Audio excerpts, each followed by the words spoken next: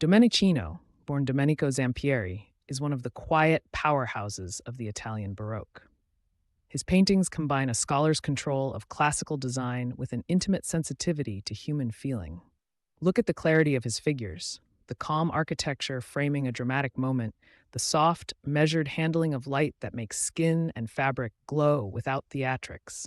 He painted grand altarpieces for Rome and Bologna, intimate devotional pictures, mythological scenes of Diana and Apollo, and portraits that capture both rank and personality. His Last Communion of St. Jerome became a benchmark for religious art. His landscapes, often small and precise, influenced generations seeking a balance between nature and narrative. Domenichino worked within the Carracci circle, borrowing their classical vocabulary, yet he translated that language into a gentle, deeply human manner all his own. In a world of theatrical Baroque gestures, he offered a quieter drama, compositional harmony married to psychological depth. And that is why we still return to his paintings today. Before we dive in, don't forget to like and subscribe. Your support helps us keep creating more educational videos like this one. Domenichino was born in 1581 in the small town of Bologna and trained in the circle of the Carracci, the family workshop that championed a return to classical order after Mannerism. Early on, he absorbed lessons in draftsmanship, balanced composition, and clear narrative storytelling. You can see that Carracci pedigree in his portraits, where formality meets tenderness. The dignified three-quarter view of Cardinal Agucci, the reflective reserve of a young sitter. Those portraits are exercises in restraint, controlled light, precise modeling, subtle color harmonies, skills he later brought to larger altarpieces and fresco cycles. In Bologna, he worked among ambitious contemporaries, learning to fuse study of antique models with observed nature, a combination that would define his mature work.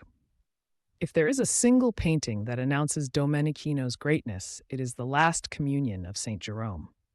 Painted for the Church of San Girolamo, it presents a solemn, classical composition, the dying saint in quiet resignation, clergy forming a composed semicircle, young attendants and a skull as memento mori. The picture sparked admiration and debate because it negotiated emotion without melodrama, a studied balance between devotion and drama. Contemporary critics compared Domenichino's version to earlier interpretations by other artists. There are echoes of Agostino Carracci's treatment, and in art historical conversations, even Botticelli's communal altar scenes are invoked. But Domenichino's solution is distinct, a restrained theatricality where gesture and glance carry spiritual weight. The altarpiece's success consolidated his reputation in Rome and made him a sought-after painter for major commissions. Domenichino was equally at ease with myth.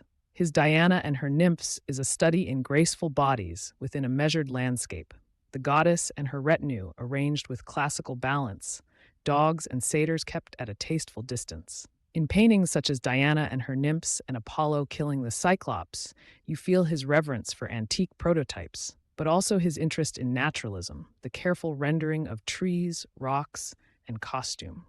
The Cumaean Sibyl shows the same classical restraint, a solitary figure holding a book, eyes raised to revelation.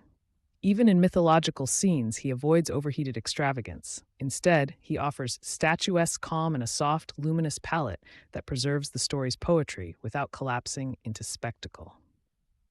Religious subjects occupy much of Domenichino's oeuvre beyond grand altarpieces. He painted intimate icons and small devotional pictures where quiet concentration replaces drama. His Tobias and the Angel compositions pair pastoral landscape with devotional narrative, a youthful hero guided by a luminous angel across a measured terrain. His St. John the Evangelist studies capture a contemplative saint with soulful eyes and delicate modeling. The Madonna and Child with Saints blends serene maternal warmth with carefully arranged architecture.